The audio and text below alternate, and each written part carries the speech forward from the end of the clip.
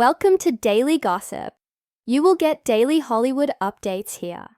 Remember to subscribe for the latest videos. Now, today's video is a roller coaster because we are diving into one of the most mind-blowing, emotionally jarring, and chilling season finales we've seen in recent television history. That's right. We're talking about the final season of You. Joe Goldberg's journey from bookstore charmer to unrelenting predator finally comes to a shocking, jaw-dropping close. And trust us, the ending, it's not what anyone expected. If you thought season 4 was wild, you haven't seen anything yet. After years of deceit, obsession, twisted morality, and trail after trail of emotional destruction, the final chapter of Joe Goldberg's story is here. And it is far darker and more complex than anyone imagined. The first episode of You Season 5 opens not with Joe in a blood-stained panic, but with him shockingly composed, fully reintegrated into New York high society, with the media painting him as some mysterious philanthropist and misunderstood hero, thanks to his manipulation of the narrative surrounding the events in London.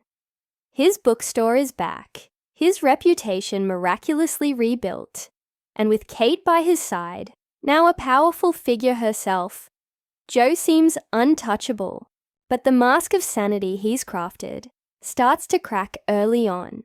A mysterious stalker begins leaving cryptic messages, old bodies resurface in conversations, and the ghosts of his past refuse to stay buried. Joe begins spiraling again, haunted by his past lovers, Beck, Love, Marianne, and even his childhood memories. These hallucinations aren't just dream sequences. They're his conscience, his own psychological tormentors.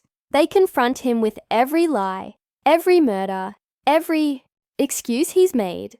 As viewers, we are made to question whether Joe is spiraling toward redemption or doom. Meanwhile, Kate begins to see Joe's darker tendencies.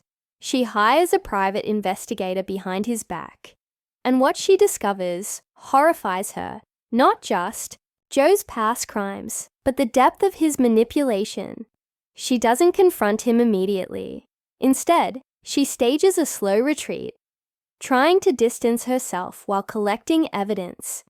But Joe, as always, senses everything. The twist: Joe isn't the predator anymore. He's the prey. The stalker from earlier in the season turns out to be Nadia, the smart and skeptical student from season 4 who survived Joe's frame job. She's been working in the background, gathering testimonies, trying to bring him down when she teams up with Kate and a few surviving victims' families. They set a trap. Joe is invited to speak at a university event, and during the speech, a video plays. Unbeknownst to him, it's a montage of his confessions, murders, surveillance tapes, and hidden diaries. The room falls silent. Joe panics. He flees. The citywide manhunt begins. Joe goes underground, returning to the shadows where he once thrived. And this is when the show really leans into psychological horror.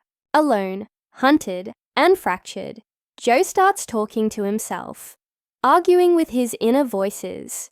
For the first time, we see Joe as the victim of his own mind. He can't run from himself. And as the walls close in, the flashbacks become more vivid. We see his abusive childhood, the moment he killed his first victim, the broken moral compass he's always tried to justify. Eventually, Joe kidnaps Nadia and Kate in a desperate attempt to rewrite his story once again. But they outsmart him. In the final confrontation, Kate reminds Joe that no amount of justification can erase what he's done. And for the first time, Joe seems hollow, not angry, not righteous, just empty. The final moments of the show are haunting. Joe standing on the edge of a bridge, NYC skyline behind him. As police close in, he looks directly at the camera, as if addressing us, and says, "You never really knew me." Then he jumps. Cut to black. Silence. No post-credits scene. No explanation. Just an ambiguous, haunting end that leaves fans questioning whether Joe is dead, whether he escaped yet again, or whether we've all been complicit in romanticizing a killer. The public discourse explodes. Was justice served? Did Joe truly pay for his sins? Or did he win by writing his own ending? What makes this season's ending so powerful is that it doesn't give us closure. It forces us to reflect on 5 seasons of manipulation, charm, and horror.